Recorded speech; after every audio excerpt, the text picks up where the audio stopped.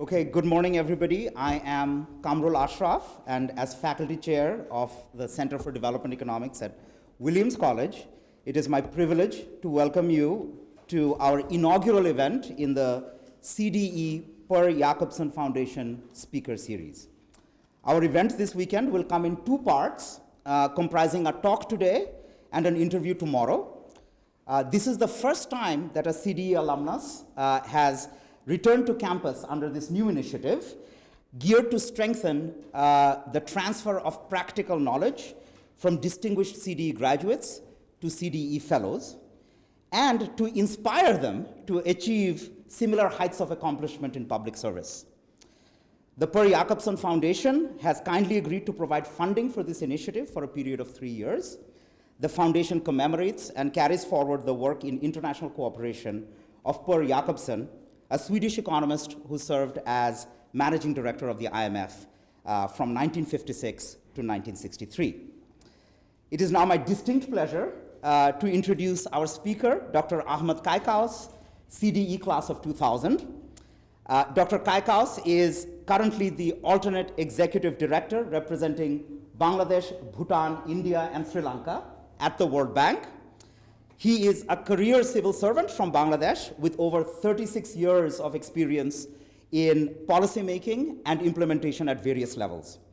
Immediately prior to joining the bank, he served as principal secretary to the Prime Minister of Bangladesh, one of the most prominent positions of civil service in the nation.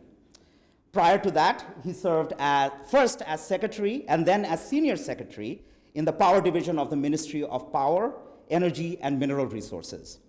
He also served as chairman of the Bangladesh Energy and Power Research Council, as well as deputy secretary in the Ministry of Public Administration, among holding other posts. For his advanced degrees, in addition to his master's degree from the CDE, which we are of course very proud to have conferred, Dr. Kaikaus holds a PhD in public policy and political economy from the University of Texas.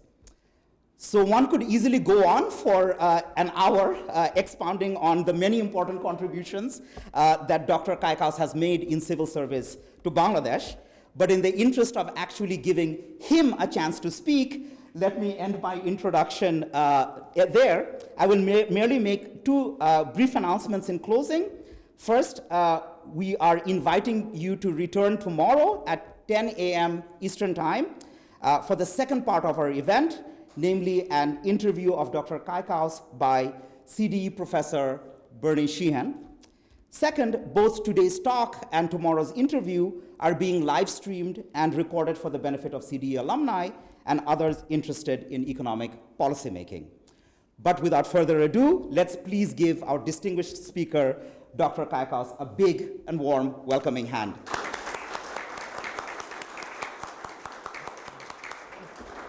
Dr. Kaikaus, the floor is yours. Thank you. Well, I don't know what to say. I'm really nervous now. Actually, it's a great honor to be here. I was here almost 24 years ago. It was 1999 when I stepped into this room.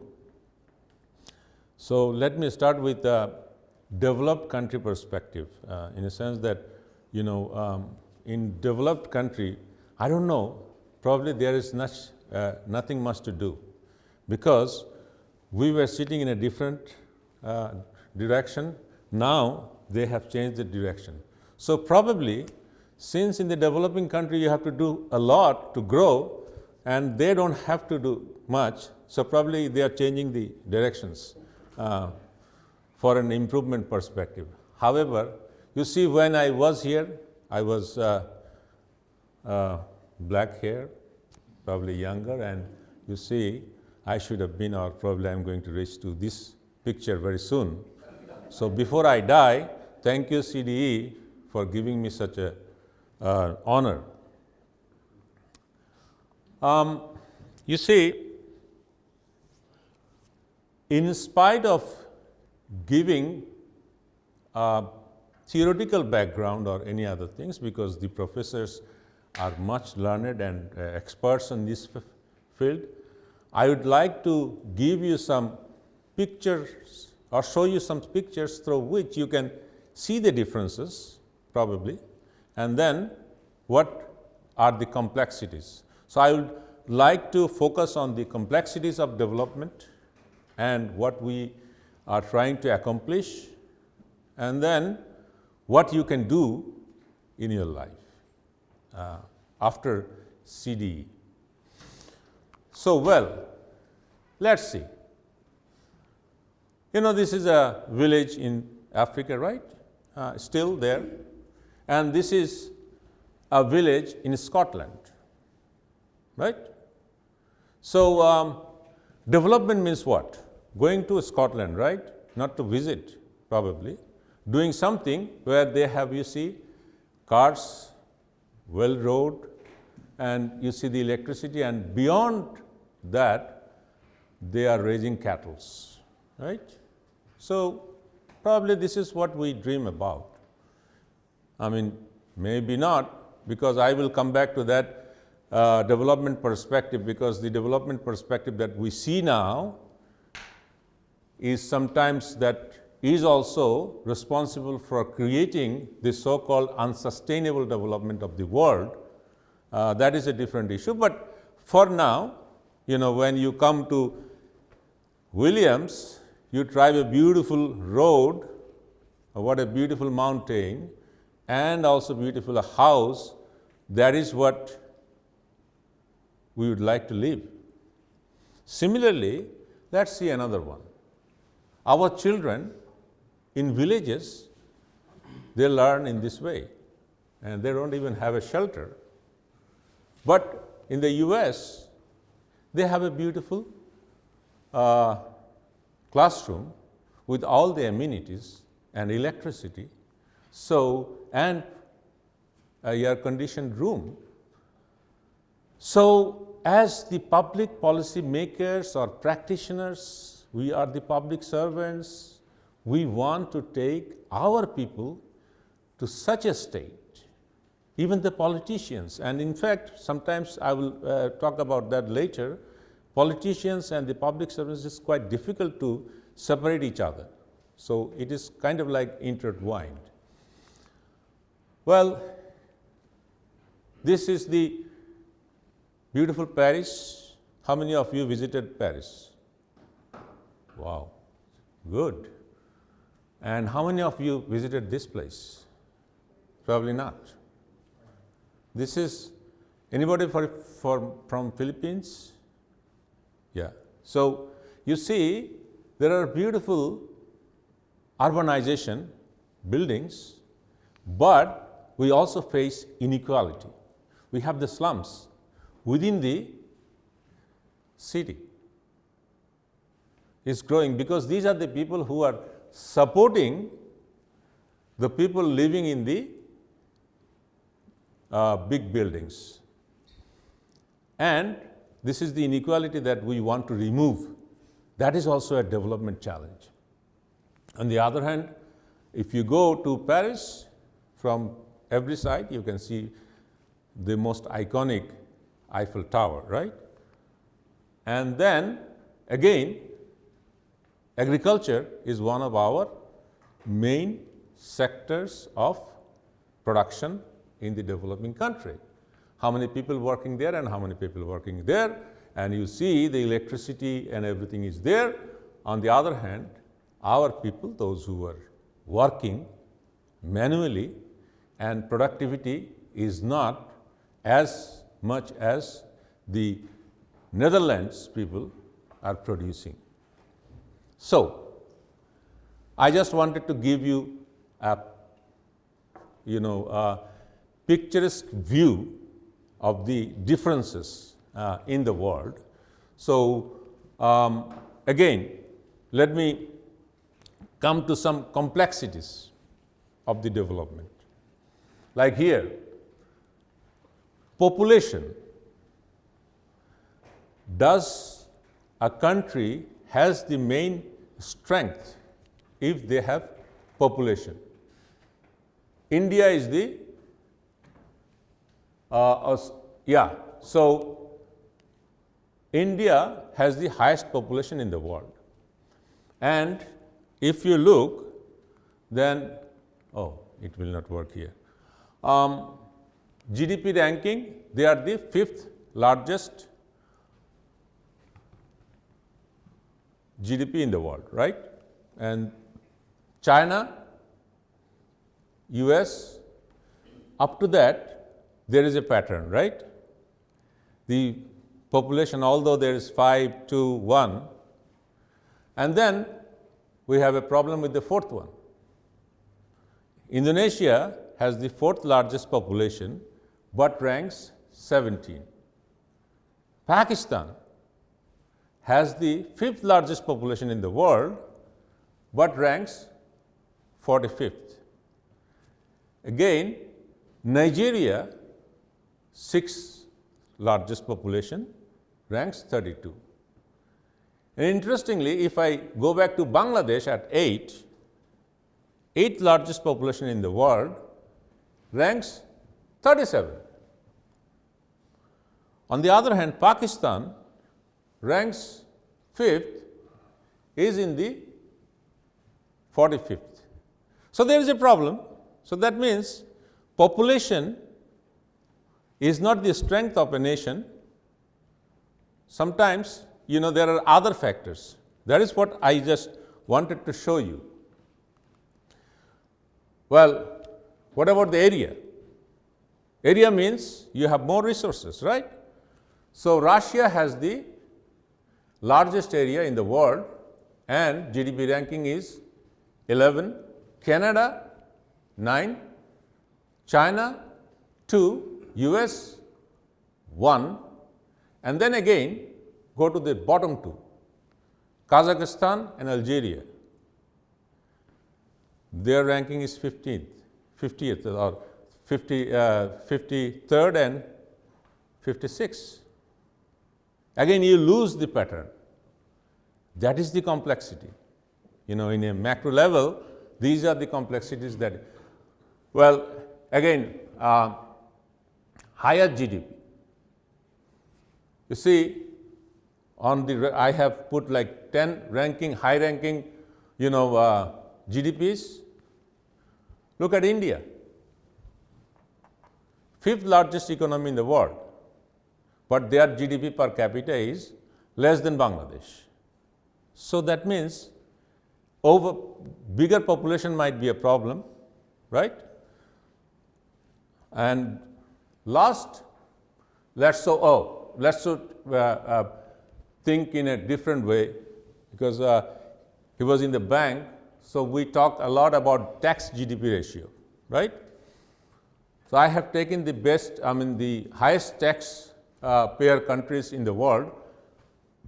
France, they are taxing 46% of GDP, but still spending higher than their, tax income. All of them, none of them are, spending less than what they are taking from the people. And in France or Denmark, Denmark is almost taking 50% of the people's income. Maybe it's good, but again, debt GDP, public debt, if you go there, you see Belgium has 101.4% of public debt. Similarly, if you look into Italy, it's quite higher. So there is no pattern there, right? So that means, you cannot come to a conclusion on the basis of macro initiative. However, I was talking to Professor Q a while ago. Obviously, there is an advantage for people like us economists. What is that? We can explain anything. How do we do this? We have a magic 2 words, ceteris paribus, right? So we remove all things. Ultimately, we can find a pattern. And in the public policy, in development, it is impossible to remove. This is a practical world where you have to find the complexities and you have to incorporate them and then come up with a solution every day. So again, here in Asia, if you look into, public debt versus GDP, the highest public debt has Japan. So usually we say that public debt is not good, right? How come Japan has so much public debt and is still a big, large economy, and nobody is complaining that Japan is falling down, right? They have economic problems sometimes, but now the next is very interesting. World's one of the lowest tax GDP ratio Bangladesh has is 9.1%. And we always complain that we have to increase this. And our tax GDP expenditure is 13.7. But look at the public debt. Bangladesh is taxing less, spending less, and debt is less. Why is it bad? There are arguments that, if you don't tax, then how can you spend money on infrastructure and others? Otherwise, you have to borrow. Look at Pakistan. It's higher than Bangladesh. Their expenditure is much higher, almost double, and public debt is also double. Interestingly, look at Singapore. It's 14% taxation. Public expenditure is more than the taxation, but debt is higher. So these are the a few examples of thousands. I cannot say that these are the most significant one. It was convenient for me so that I understand it easily and I can convey this to you. If I would, I think Professors Williams are going to find the complex one and explain better than me. So, sorry about that. So, ultimately, what is the bottom line? Bottom line is that development is complex and face multifaceted challenges. And it also depends on context and stages of development. Meanwhile, if you have any question, our questions are not allowed during the session, right? After. So we will have a Q&A session at the end. Okay, all right, thank you. So, some common issues that you will encounter all the time, I just put it into slides. There are also others, but usually poverty, inequality, gender, and then education, providing education to others, providing health care and good infrastructure like roads, telecommunication or digital infrastructure, and communication, etc. And then global interconnectedness. You will find that the countries, those who are connected with the rest of the world, be it development or developing, is also growing faster. But at the same time, global interconnectedness comes with conditions that might create some complexities within the country. I mean, I made this chart while during the COVID. Everybody of us know that the highest COVID-affected country and the highest death was in the US, right?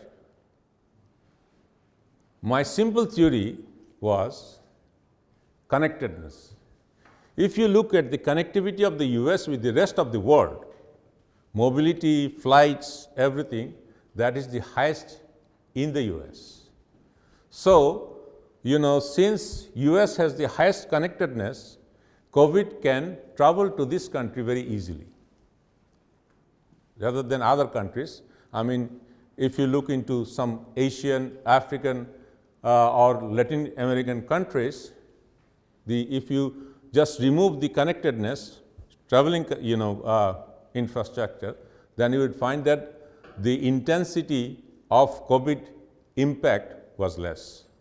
So, US had also paid the highest price for connectivity with the rest of the world during the COVID. But as a matter of fact, this is good for a nation. Next, as we are talking about debt, for growth, we borrow money, or we want to, bring money to our economy. That's a big challenge, and it does not come very freely. That comes with conditions, that comes with, future burden. So this is also another thing that we need to address. That unemployment and decent work, I think everybody of us know it very well. We do not have the opportunities for the people. That is why you will find so many people are trying to migrate from one country to the other, and many of them are sinking in the seas. Environmental sustainability, usually I also raise this voice many times that, developing countries are not responsible for the climate change. However, if you look your individual situation, like here at Williams or back at our home, you will see that the houses that we are making are not taking the environment properly into consideration. Like garbage disposal, industries are polluting the rivers. So, maybe developed countries have been doing it for long, but they manage their areas quite well than the developing countries. So we have to consider that. We have to take into consideration that these are the things that we need to think about. Otherwise, this is not going to help us neither now nor in future. Corruption is one of the, or transparency is one of the issues nowadays everywhere in the world, which we need to take care of, and this is actually not causing the growth, affecting the growth, causing a lot of social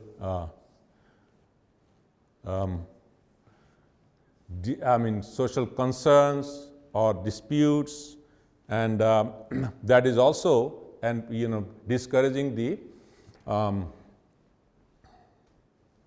smooth functioning of the institutions. And as practitioners, you will face this in your life quite often as you move along your career. Political stability is one of the greatest concerns in the developing countries. Right at this moment, if you look into the many countries, the political destabilization is occurring quite often, many times. And I think in Africa and Asia, if you look, we tend to be very frank, we tend to criticize that what is happening in the US, your president is not accepting. But although he is not accepting, he is facing charges. So that is not orange to orange, that is orange to apple. There are criticisms, but the systems are not actually completely disrupted because of this political instability. Finally, we want to look into the food security and sanitation and access to clean water, etc., and where we have to actually look into, probably I will come back to that later about the food security and others, because global disturbances can also cause food insecurity, like Ukraine war. So, effective strategies means you have to have comprehensive and context-specific approaches, and then take into account the unique challenges and opportunities of every country. So, as I said before about the population and others, I will give some examples of Bangladesh. Before we go that, we will try to see some issues there that we need to take care of as a public policy makers. Number one is natural resources. We have limited resources, or how we are going to utilize it, or how we can overcome the limitations of the natural resources like Bangladesh, reducing population, reducing climate or natural disasters, environmental degradation, as I said, transparency, rule of law, democracy. These are the things that we are always talking about. Is it possible to change life with these things? Because, my God, it is impossible, right, to do it. Are you optimistic? Yes or no? Are you still in sleeping mode? So, I will give you an example. Yes, things can change. I gave you an example of, depending on the map, this is the US map, right? And this is Wisconsin, which is quite similar to Bangladesh.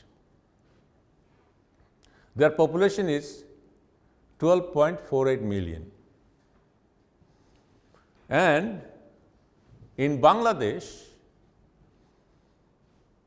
this is the one which has 140 or 150,000 kilometers to 147,000 kilometers, roughly same.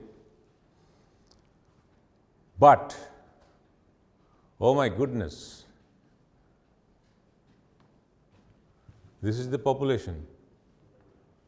Almost 167 million people lives in Illinois. Half of US population living in the Illinois. Can you imagine that? Half of US population lives in Illinois. So is there any hope for this country? Huh? This is a basket case, right? Which was told by Henry Kissinger. But the basket can be filled with opportunities.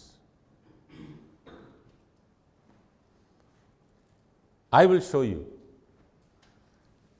On 4 fronts, Bangladesh is doing significantly well, and 3 of them requires land. If you want to grow vegetable, you cannot grow it in the sea, right? If you want to grow inland fish production, that is also within the boundary of the nation. Number 3, highest inland fish producing country in the world. Vegetable and, interestingly, rice production. This tiny country is the number 3 largest rice producing country in the world. So Bangladesh, and second in apparel export, so it is not very much land intensive though. So that means no limitation is limitation. We have to find opportunity. Challenges are there, we have to turn this into opportunity. This is a simple example. Bangladesh is, I am very proud that, although I am not the responsible of it, however, our people has shown the world that there is no limitations challenges can be turned into opportunities. And for that, do you know how much, how many researchers work for fish, vegetable, and rice, or in the agriculture? Because government has been promoting research in the agricultural sector for a very long period. So the people, those who you are here, you are not going to see the results tomorrow. If you consider that I have accomplished something, it is 24 years.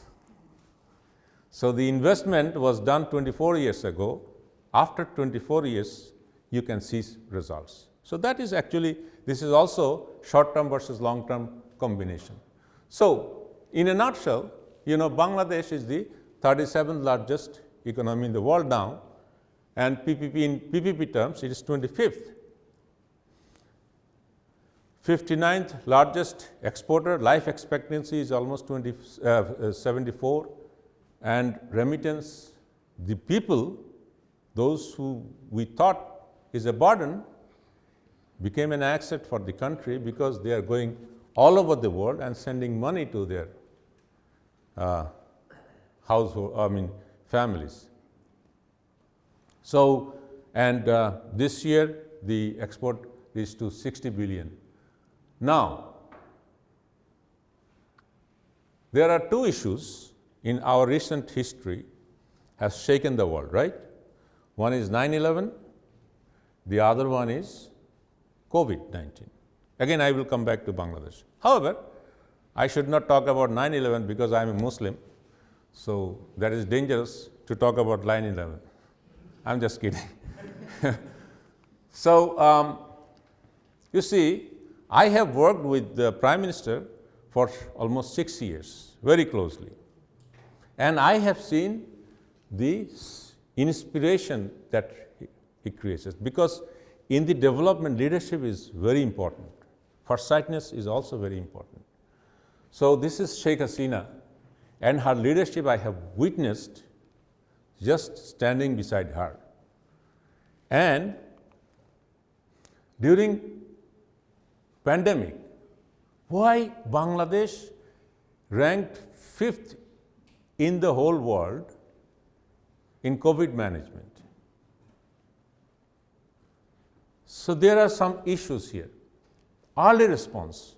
So I can talk this from my own experience, in a sense that the day it broke, from that day we have worked very closely.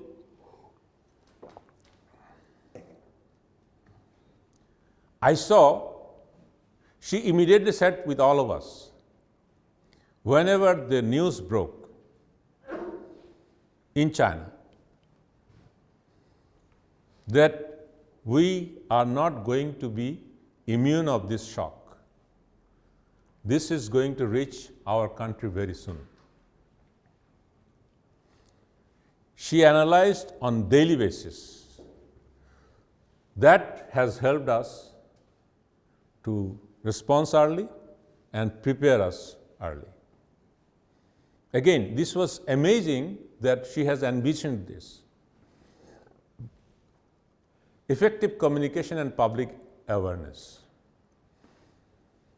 She immediately started talking about, even the meetings, she was showing the people how to maintain hygiene.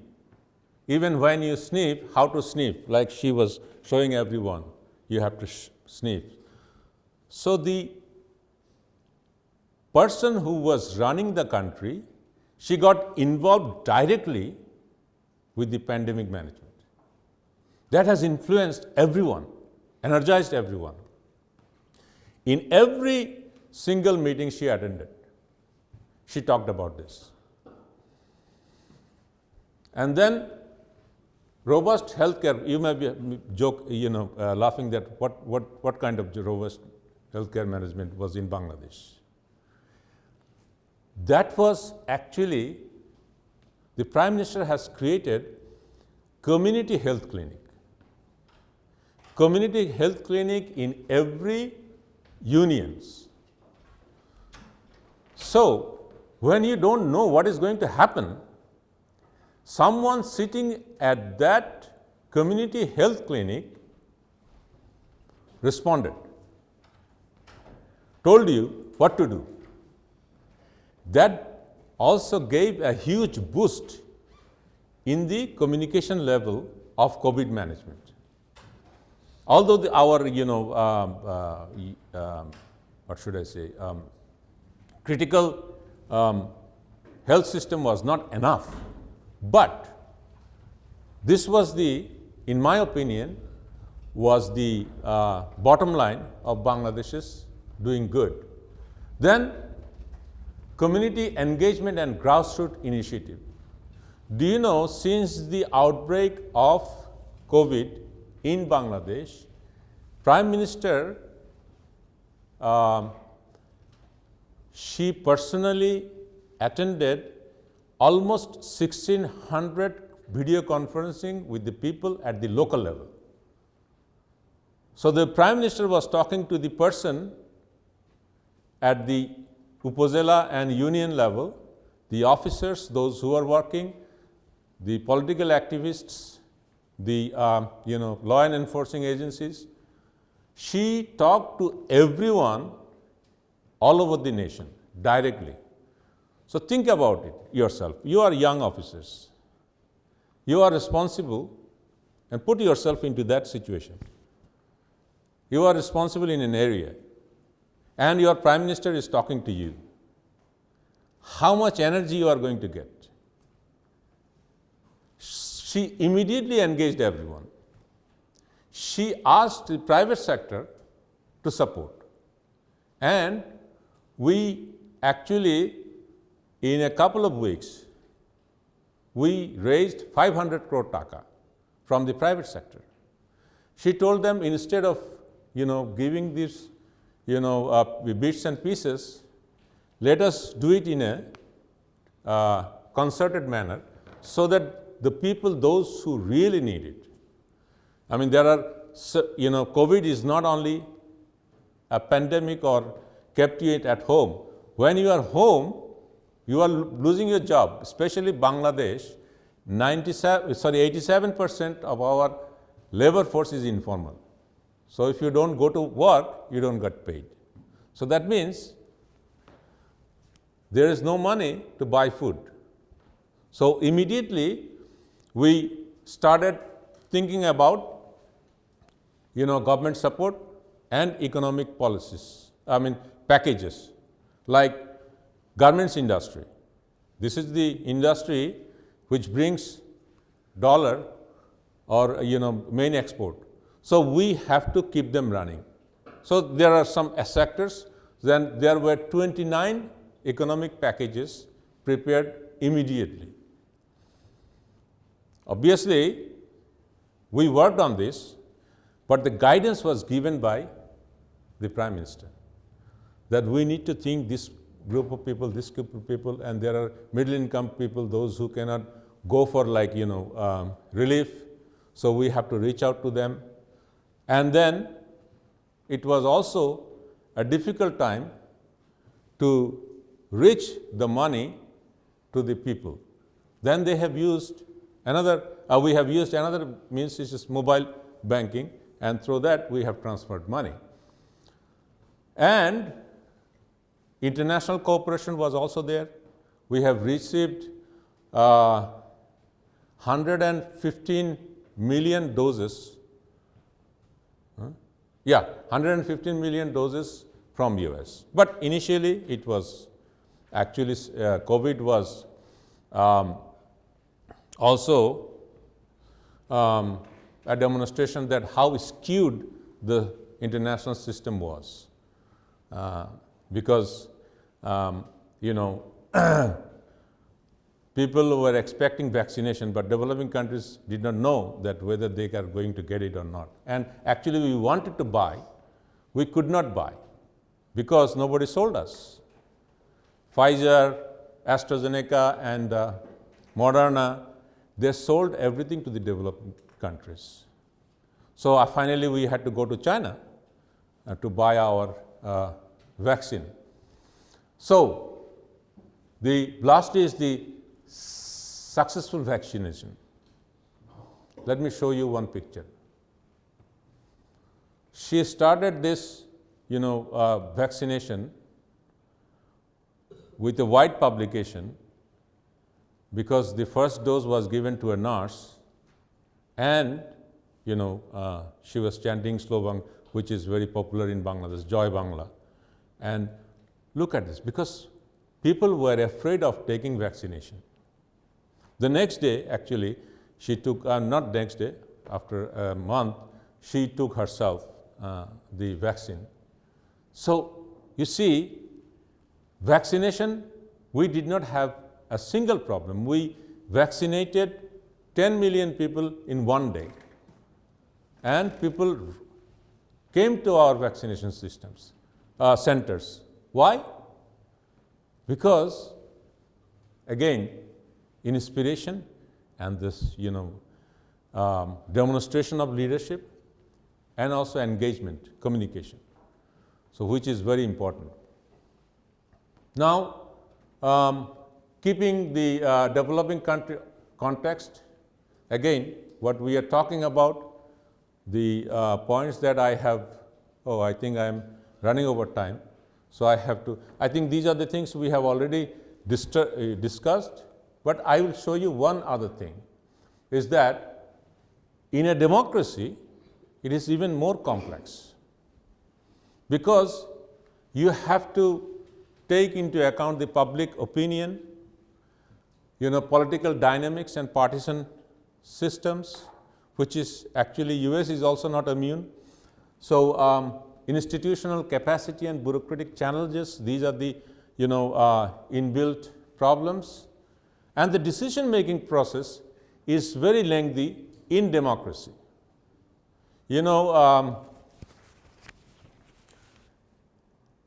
South African, what is this, Kim Jong, right? South African, who was the actually leader of change, he was not democratic. Whatever he decided, the rest of the country has to follow. But this does not happen in a democracy. And you have to take into account these issues. And then financial and resource constraint is I think an obvious problem, and external factors, global interdependence that we have talked about, and complex socio-economic challenges. Like, if I give you one example of socio-economic challenge and how successfully it can be, actually not a economic challenge, rather socio. Our Prime Minister wanted the girls or women to play football, soccer and cricket. So the objection came from her own party. How come you do this? Because this is a Muslim country, conservative country, and people will not vote for us. She said, okay, let's not do it. Then she introduced it into the elementary level. So the girls who were playing soccer and cricket at the elementary level, they went to this next secondary level. So the same kids are playing, so nobody found it abnormal. And then they went to the high school, then they went to the college. So now it is well accepted. Can you see the difference? It was a bit time consuming, but you can make it happen. Even in a religious, conservative country like Bangladesh, our women are playing soccer. So that is how you grow. Now, I want to touch a little bit on bureaucracy. Is it okay if I take 5 more minutes? It's absolutely fine to go over a little bit. Okay. We'll have room for questions and answers, and during the answer session, you could also come back and touch upon additional points that you want to emphasize. All right. Okay. Thank you. So the bureaucracy, actually all of you represent bureaucracy, right? And bureaucracy is something that you cannot avoid. From in the morning when you wake up till the night when you go to sleep, you are under the government and bureaucracy. Am I right or wrong? Wrong, right? No observation? Huh? What? At least say something, or I don't get it. Say this. Are we under the government and bureaucracy 24/7? Yes. Well, you know, when people don't respond, there are two probably the problems. One is that I explained it so well, then you don't have to respond. Or you don't even get it. So I don't know which one is this.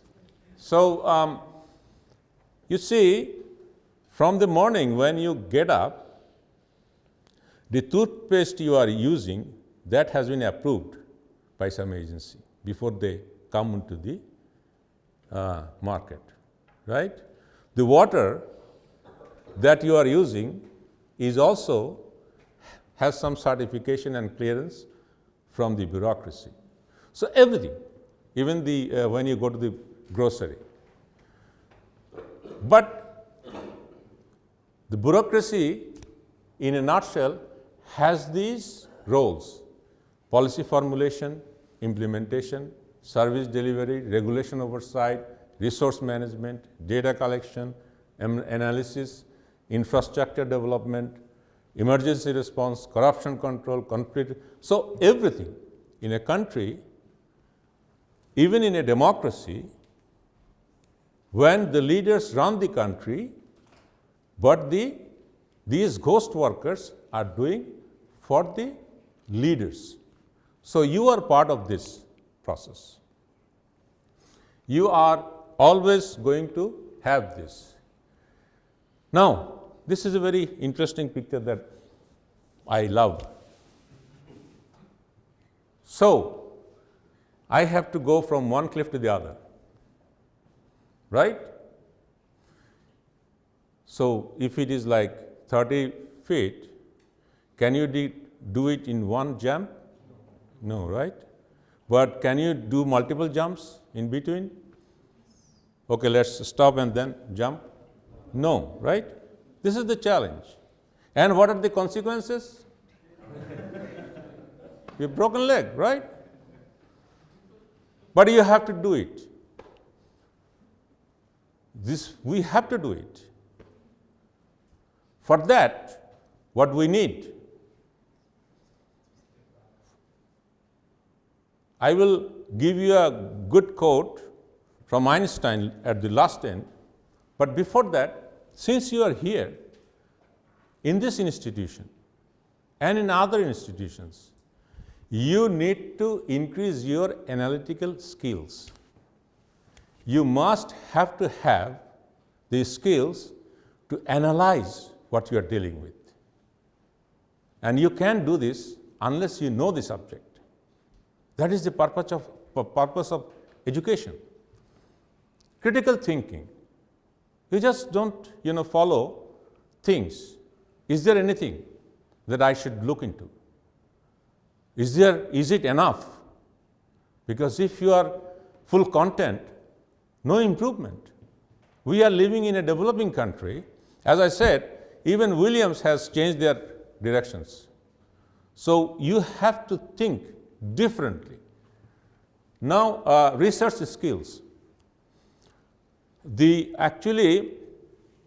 professors of Williams are educators and researchers.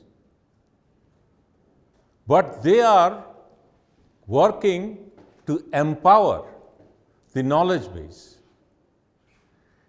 They are trying to give you the skills. However, when they come up with a paper, you have to have the ability to understand whether they are doing it right or wrong. just changing a scale in a graph can tell you a different story. You should have the ability to find out where is the problem. And you should have the ability to appreciate it, both ways. Now then, ethical considerations. When you work, you have to work with your full honesty, because you are responsible for the population, for a nation.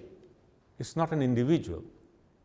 You see, sometimes bureaucracy is always criticized, right? Oh, it's backward, and they don't know anything. Bureaucracy is criticized on the assumption of economic assumption. What is that? Efficiency. They are not efficient. The premises or the background of this assumption is that there is no competition, right? Who is the competitor of, say, water supply in the county? Nobody, right? But the problem is, by design or by itself, there should not be competitor. Like, for instance, US Army, what competition can you create here? Is there any? No. So, and there are many research papers which have shown that when a private organization has grown larger, they are also suffering from big mistakes. Like Ford has made, what is the name of a car they came up, which was a disaster. So there are inefficiencies in the large organizations. So as we talk about, we are not comparing oranges to apples. We have to compare orange to orange, then you can understand. So bureaucracy has always been criticized on wrong, in my opinion, I might be wrong, but on wrong premises. But I believe, as a public service, professional, all through my life, I was very much interested for a private service because the pay is higher. But my mom has forced me, and I thank my mother for doing this great favor to me. Because, I have been able to work for the people, see some results, and at the end of my life, I could say that I have done something, just not for myself, for others as well. And then you have to improve your communication, techniques, negotiation, diplomacy. These are the skills that you would be needing in your life. These are the basic, and strategically thinking. You cannot think just for a place, for a country. You have to think about region. You have to think about the regional connectivities as well as the global connectivities, how others are also doing, how people are going to respond. And politically you have to savvy. You just cannot avoid politics. Politics is part of your life. You have to understand, you have to live through the politics of a nation. Because you cannot, avoid, because your masters are the politicians. Whether they are good master or bad master, again, I can tell from my own experience, there is no bad master. Once you can make them understand, they will listen to you. They will always, there are good people there, bad people there. So they will find the people, those who does not have backbone. If you can show your backbone, then nobody is going to disturb you. Then collaboration is a teamwork, because as we are saying, bureaucracy is a large organization. You need, and bureaucracy does not actually work on a single issue, multiple issues, so you always have to have this. Then finally, adaptability and flexibility is the probably something you need to improve in your life as you move along your ladder. So finally, I would end here with a quote from Einstein. I don't know, I mean, sometimes I feel whether it is right or wrong, when you take from internet, whether it is really the quote or somebody else made it, I don't know. But this is a good quote. Problems cannot be solved by the same level of thinking that created them. You have to think differently. I think, I was talking to Tom and Professor Q, is that, at least coming to Williams is a different way of looking into life. So you have to think differently. You have to increase your knowledge, and then nothing is impossible. As Bangladeshis has proved that, land is not a constraint, I think you are also be able to show the world that we can make a better and happy life. Thank you for listening. Thank you very much.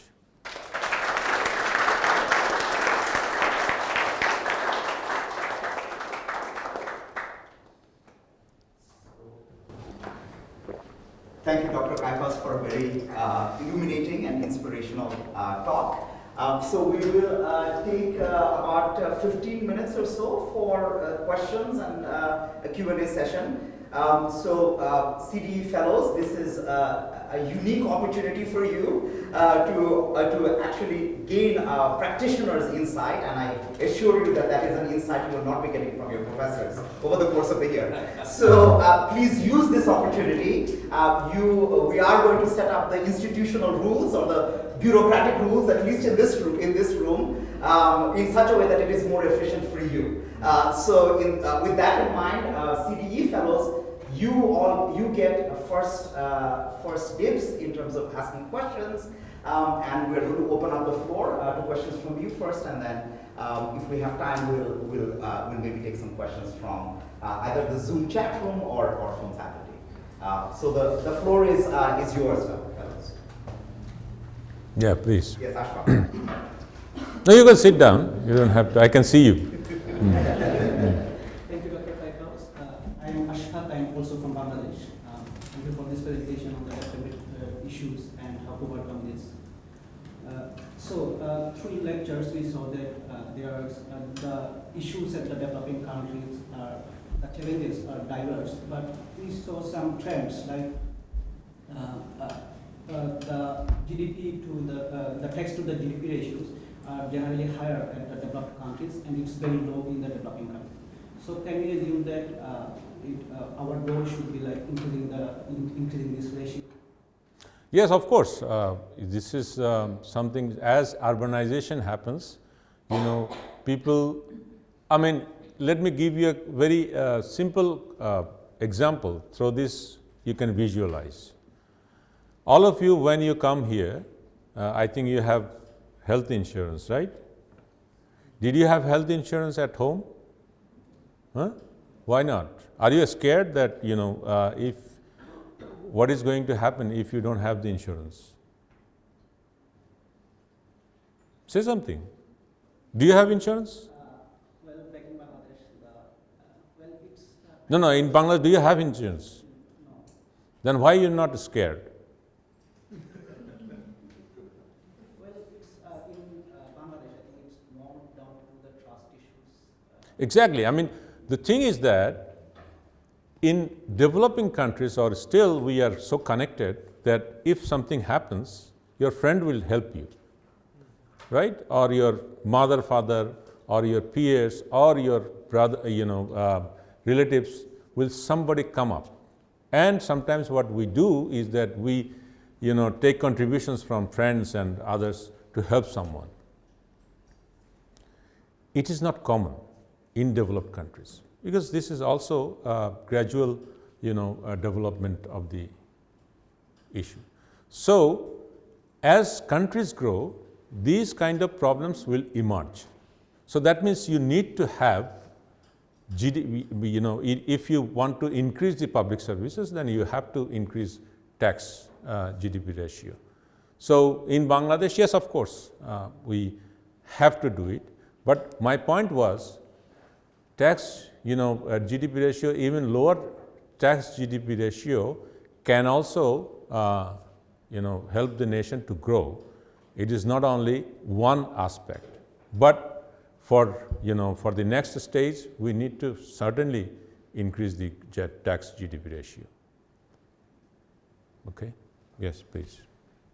Yeah, being a civil servant and participating in politics, how do you balance that? No, I'm not asking for politics. You cannot actually participate in politics. What I am telling you is to understand the politics. You cannot just get away that, oh, I don't care whatever is happening to the politics. You have to understand the politics. You have to, cope up with the dynamics of the politics. Like, for instance, I might like a party, right? Everybody of us vote for a party. But if it turns out that the party I hate became, they came to power, are we going to destabilize them? No, that is not our role. But you have to understand, in a sense, that you have to, usually in the US they say, put your feet into his shoes. Then you can actually work better. That is my point. It's not like, taking part in the politics. You are not supposed to. Yeah, please. Thank you very much for your presentation. It was very interesting. And I think that we all agree that we are here trying to learn about technical things and how to think critically.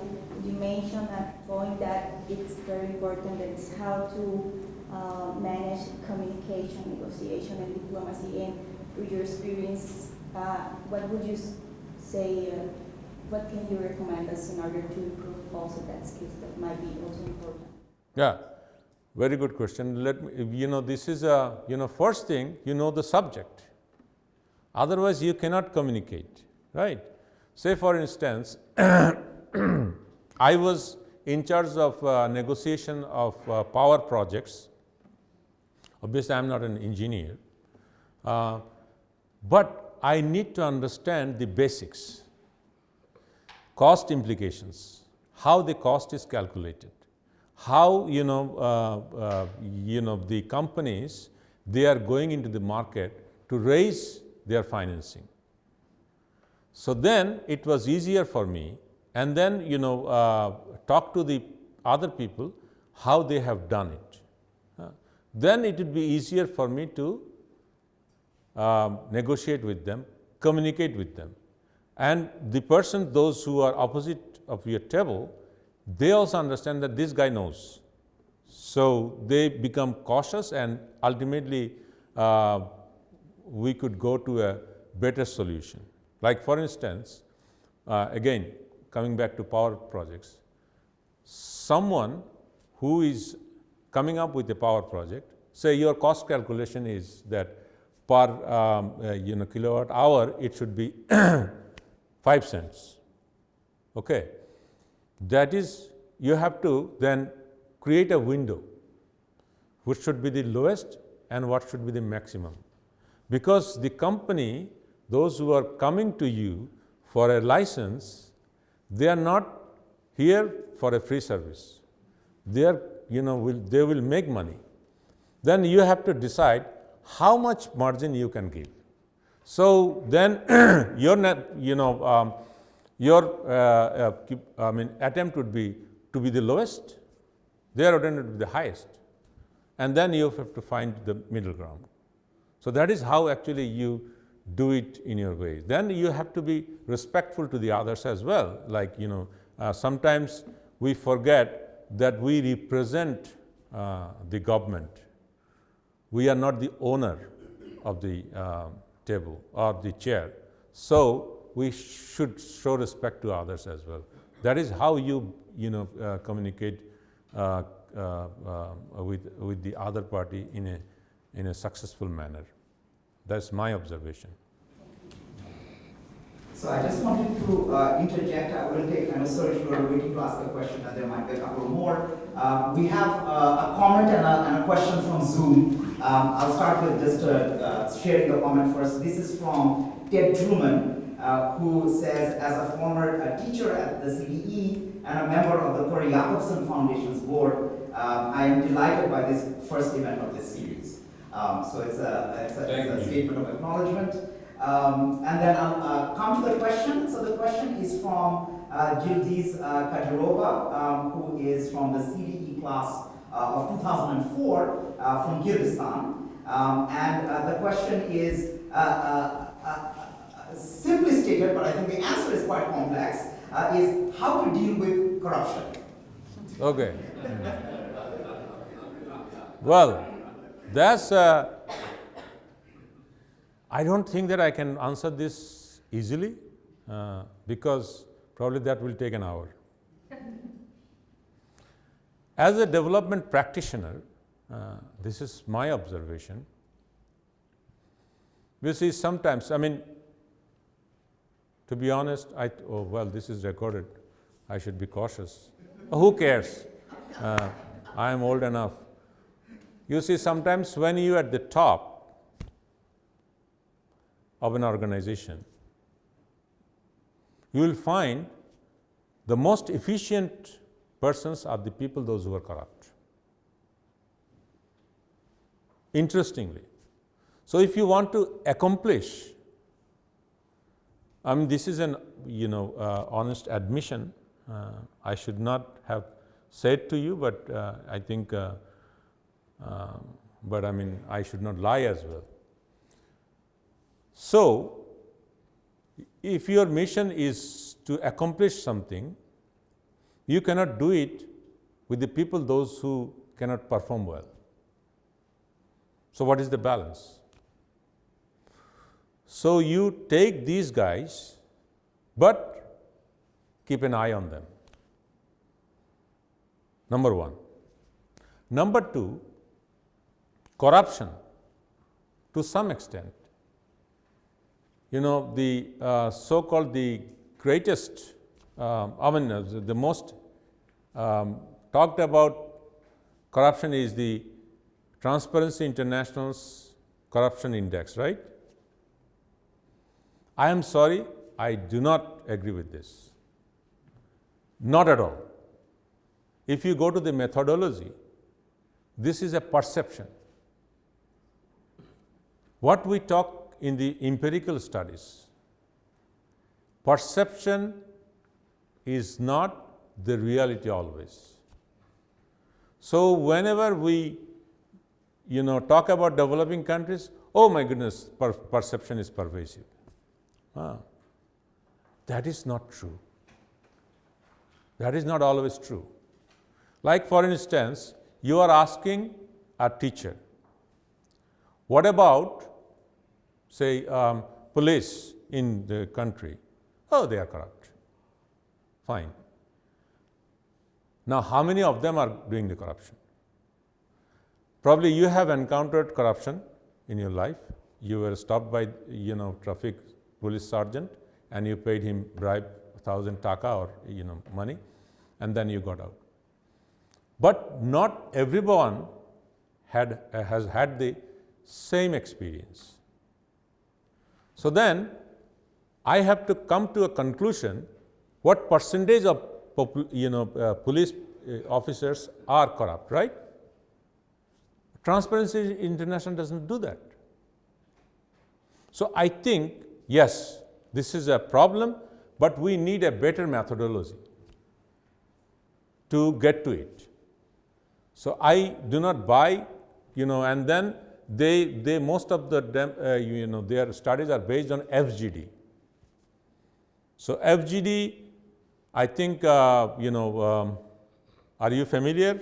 I think you all are familiar. At least the professors are familiar. So FGD, focus group. Now then, biasness can be easily enter into that. And moreover, Like, for instance, there are inter-rivalry of the services. So if you ask, say, an engineer or a police about engineer, oh, all of them are corrupt, right? So because that is also inter-rivalry there. So there are a lot of biasness, unproven, a conclusion about corruption. And especially, for instance, there are two World Bank guys here. Our Prime Minister and her family were accused of corruption in a bridge, but nothing has been proved. And again, I have worked with two capacities very closely for 6 years. I found the most, simplistic person in the world who, works like a mother, lives a very humble life, and never ever had any interest in anything. But in the outside world, she is characterized as corrupt. So I don't know which corruption you are talking about. Like, usually corruption is institutionalized. That is the bottom line of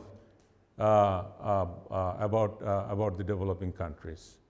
But I do not agree with this completely, and I also do not deny that there are corruption, and significant level of corruption is there, but we are not trying to resolve it in a better way, in an empirical manner, so that we can identify what are the root causes and how to deal with this. That is my view. Thank you, Dr. Kaikaus. So there is just to follow up on that, this is not so much a question, it's a comment, which I think is a comment of acknowledgement. It's from a CD alum tuning in on Zoom, from Caroline Lutumwa, who says, what a great eye-opener. I regularly use the Corruption Perceptions Index in my work analysis, and it's good to recognize its limitations. Oh, thank you. Okay, so with that, I'll return back to the classroom floor. There were a few hands that were raised. Surge in the back. Because you said, can I say something more about corruption, Transparency International? Go to the website of, we have talked about ethical issues, right? Go to the website of Transparency International. Who is funding Transparency International? This is a minor company in Australia who were fined for corruption. Thank you.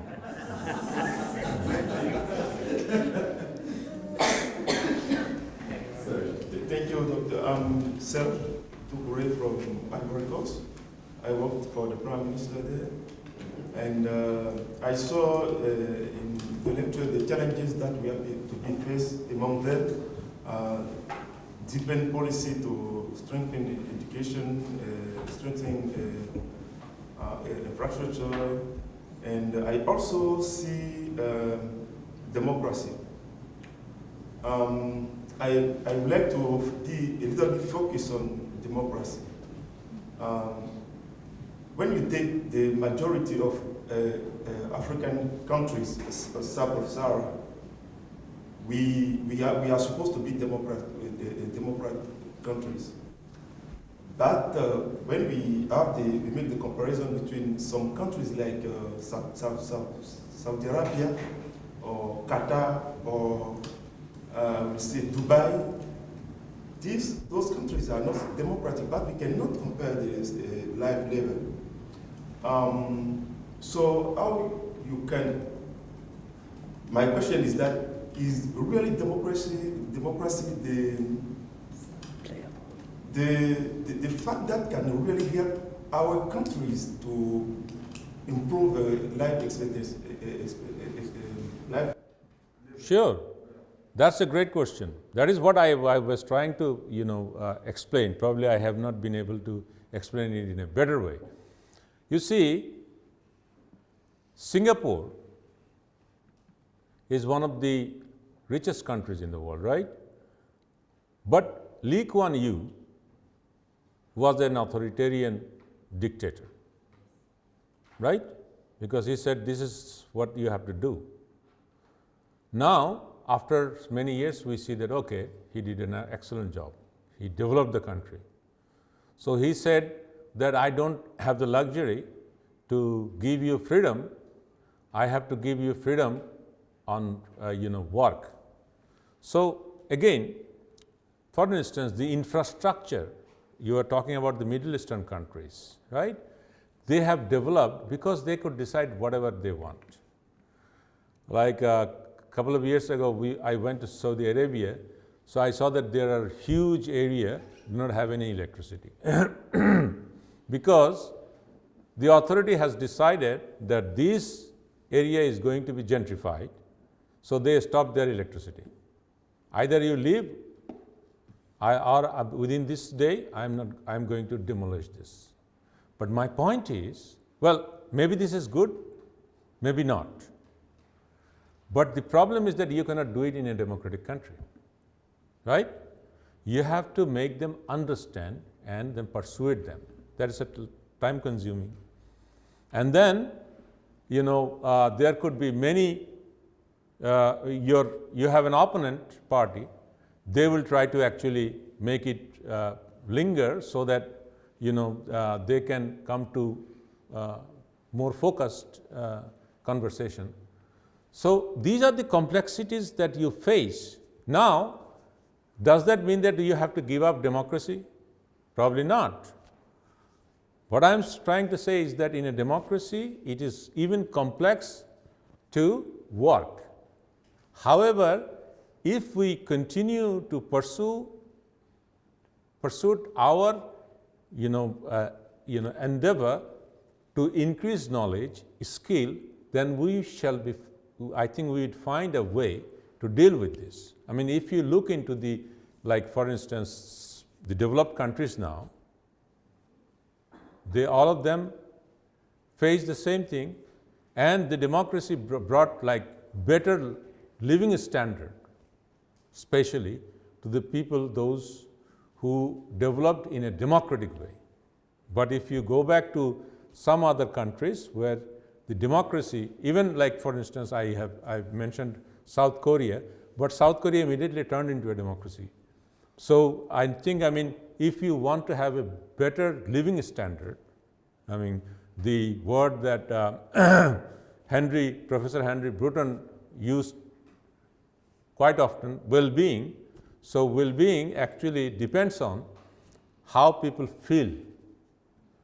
I don't think I have seen, sorry to say, I don't know anybody here from Middle East or not, but I saw that the people, those who are working out from outside, we talk about racism in the US, but the people, those who are original residents there, their behavior is like lords, and the people, those who are coming there, is always afraid of them.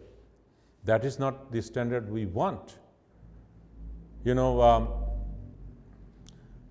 1999, when I was in CDE, I went to New York to visit a friend. So he was illegal at that time. Now he became legal.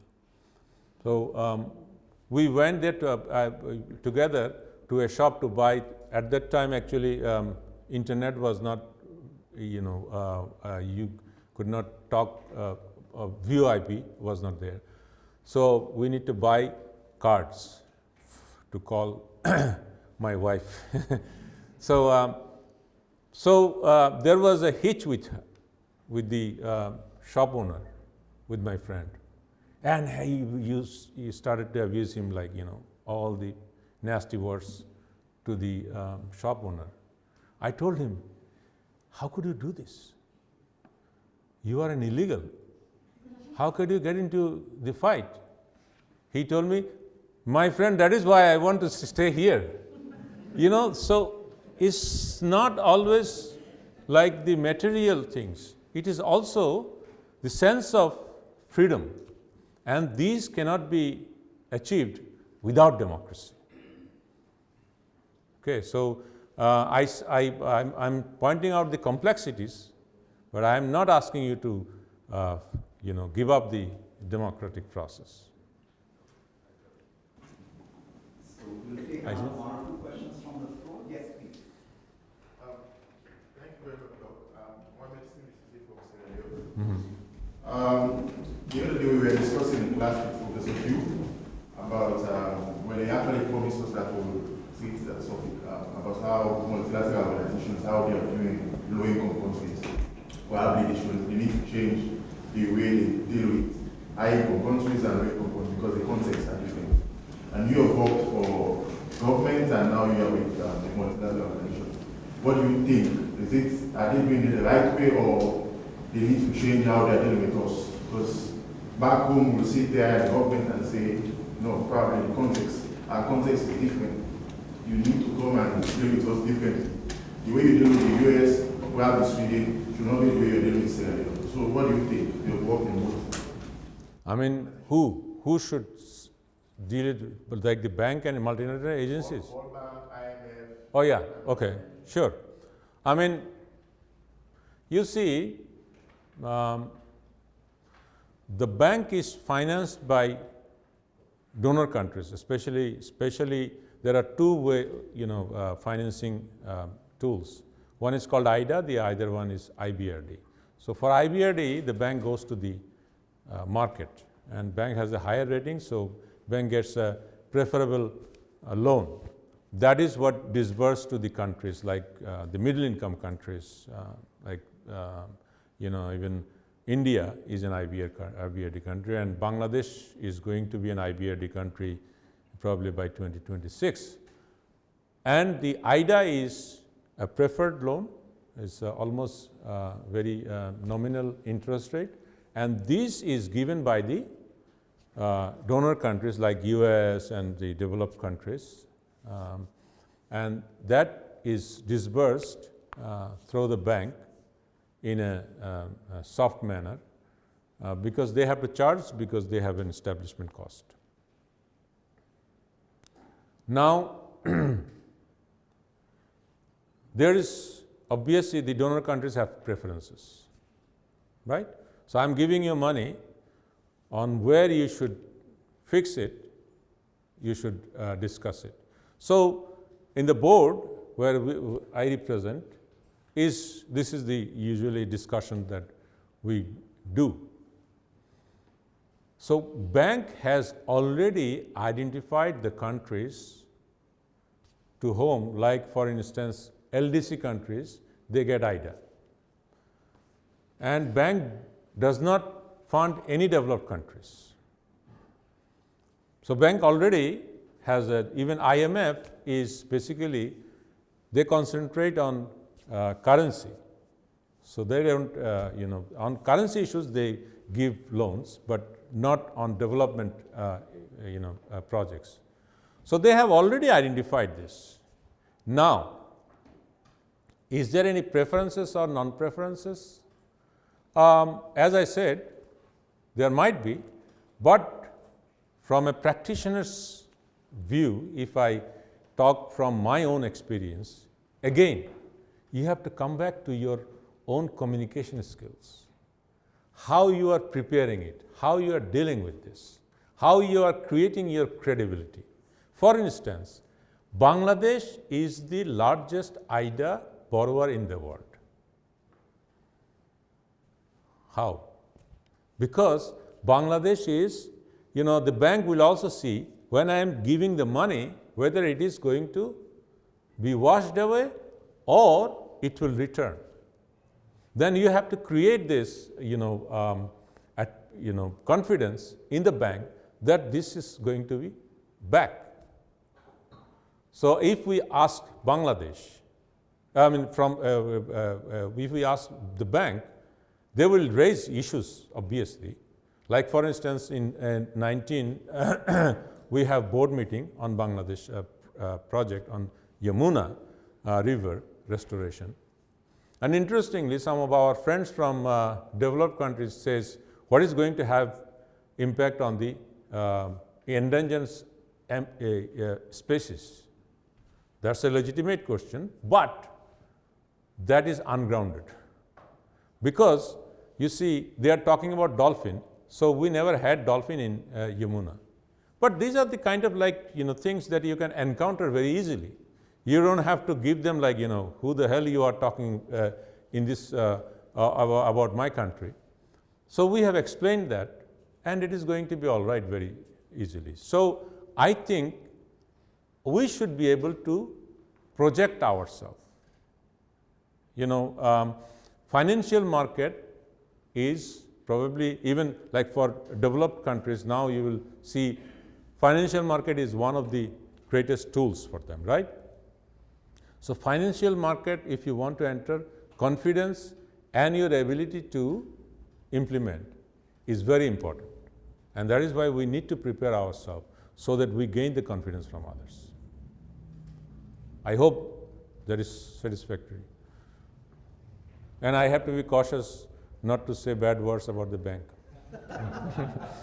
So I know there's plenty of excitement. I see at least one hand, a few more probably coming up. But we are, I am going to bring in my bureaucratic power